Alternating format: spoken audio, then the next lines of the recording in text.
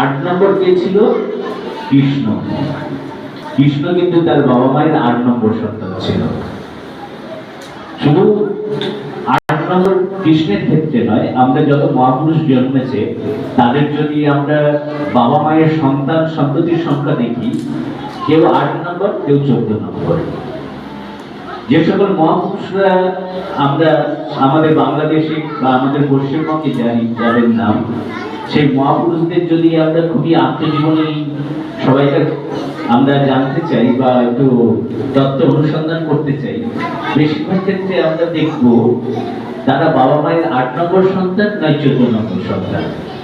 তো প্রশ্ন একটা জাগতেই পারে, যদি বাবা মায়ের 14 নম্বর সন্তান হয় রবীন্দ্রনাথ ঠাকুর, তাহলে রবীন্দ্রনাথ ঠাকুরের বাবার কতগুলো ছেলে মেয়ে ছিল, তাই তো? এটা কারো প্রশ্ন জেগেছে মনের মধ্যে? হ্যাঁ, জাগেনি। তাহলে কারো কারো মধ্যে হয়তো একটু জেগেছে, যারা একটু বড়। রবীন্দ্রনাথ ঠাকুরের বাবার নাম স্যার বলে গেলে কি? দেবেন্দ্রনাথ ঠাকুর। মায়ের নাম কি বললেন? সারদা সুন্দর দেবী, তাই তো? আমরা সারদা দেবীর নামেই চিনি। তো আমাদের তাহলে একটা মনের মতো প্রশ্ন জাগতেই পারে যে ওই সময় কি মানুষেরা কেবল তারা সন্তান সন্ততি জন্ম দিত, অন্য কোনো কাজকর্ম করতো না? তো বেশিরভাগ ক্ষেত্রে তখন আমাদের যে সময় পরিস্থিতি ছিল, সেখানে স্বাস্থ্যকেন্দ্র ছিল না, মানুষের রোগ জ্বালা অনেক বেশি হতো, কিছু কিছু সময় মহা মরকও লাগতো। এই অনেকের আছে 21 এবং 26টি ছেলে মেয়েও হয়েছে। সারা জীবনে তারা 26টা ছেলে মেয়ের জন্ম দিয়েছে, কিন্তু জীবিত থেকেছে 2জন বা 3জন। সেরকম রবীন্দ্রনাথ ঠাকুরের ক্ষেত্রে রবীন্দ্রনাথ ঠাকুর 14তম হলেও তার বাবা মায়ের 17টা সন্তান সন্ততি ছিল।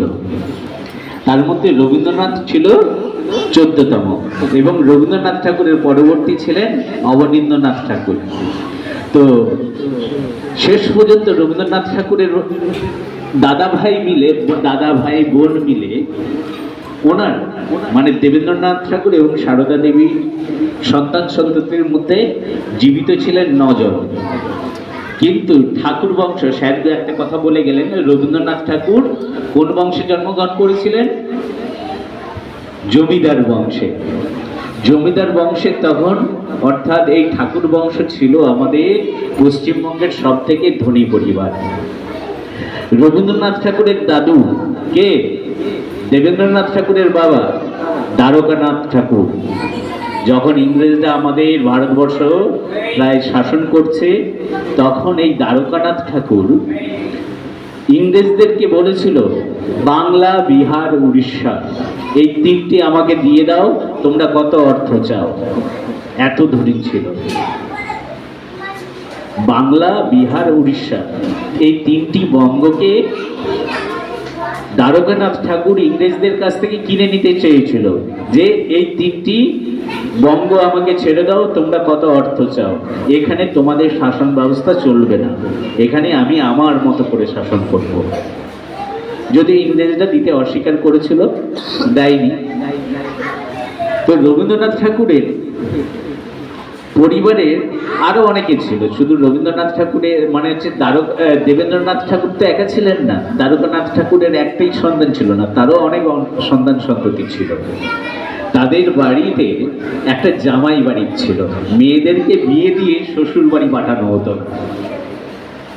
মেয়েদেরকে বিয়ে দিয়ে শ্বশুর বাড়ি পাঠানো হতো না, মেয়েদেরকে বিয়ে দেওয়া হতো এবং সেই জামাইকে ঘর জামাই রেখে দেওয়া হতো।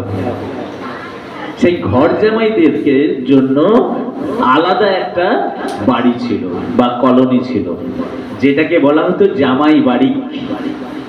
সেখানে সর্বশেষ পর্যন্ত 72 জন জামাই একসঙ্গে থাকতো। ঠাকুর পরিবারের 72 জন জামাই এবং তার ছেলে মেয়ে মানে এবং ঠাকুর পরিবারের মেয়েরাও ওইখানে থাকতো। অর্থাৎ যেটাকে আমরা এখন কলোনি বলে থাকি বা কোয়ার্টার বলে থাকি, বড় বড় সোসাইটির কোয়ার্টার থাকে, সেরকম রবীন্দ্রনাথ ঠাকুরের জোড়াসাঁকোরে এখনো রয়েছে জামাই বাড়ির যে বিল্ডিংটা, সেটা কিছুটা এখনো রয়েছে ভগ্নপ্রায়। সেখানে 72 জন জামাই থাকতো। তার মানে কত বড় পরিবার সেটা ভাবা যায়? সেটা ভাবতে গেলেও কিন্তু আমরা অবাক হয়ে যাই। যাক, সেটা বলতে গেলে এই রবীন্দ্রনাথ ঠাকুরের বংশ পরিচয় বা তার আরো অন্যান্য ইতিহাস বলতে গেলে হয়তো মাসের পর মাস কেটে যাবে। তো ছোট্ট করে একটু বলে দিই, রবীন্দ্রনাথ ঠাকুর তার সারা জীবনে যে লেখা লিখেছেন, যত কবিতা লিখেছে, যত গান লিখেছেন, যত নাটক লিখেছেন, যত উপন্যাস লিখেছেন, যত কাব্য লিখেছেন এবং অন্য ভাষাতেও কিছু সাহিত্য তিনি রচনা করেছেন, যে সাহিত্য আমরা কিন্তু এক জীবনে পড়ে শেষ করতে পারবো না। উনি এক জীবনে এত লিখে গেছেন, আমরা সেটা এক জীবনে পড়ে শেষ করতে পারবো না। মানে আমরা যদি যবে থেকে পড়াশোনা শিখি বা শিখেছি বা পড়তে শিখেছি, তবে থেকে যদি আমরা রবীন্দ্রনাথ ঠাকুরের এই সাহিত্যগুলো পড়া শুরু করি, যেদিন আমি মরে যাব সেই দিনও কিন্তু রবীন্দ্রনাথ ঠাকুরের সকল বইগুলো পড়ে শেষ করতে পারবো না। উনি এত লেখা লিখেছেন। এবং আশ্চর্যকর একটা বিষয়, উনি একসঙ্গে 3টি কাব্য রচনা করেছেন। আমরা একসঙ্গে একটা প্রশ্ন লিখতে আমাদের কি হয়, বিরক্ত থাকে। উনি একসঙ্গে 3 জনকে বসিয়েছেন, 3 জনকে বসিয়ে তিনি 3 জনকে 3টি বিষয়ে বলছেন এবং তারা লিখছেন। এমনই তিনি গুণবান ছিলেন। যাক, আরো কিছু আমরা পরে পরে শুনে নেব। এখন আমাদের বিদ্যা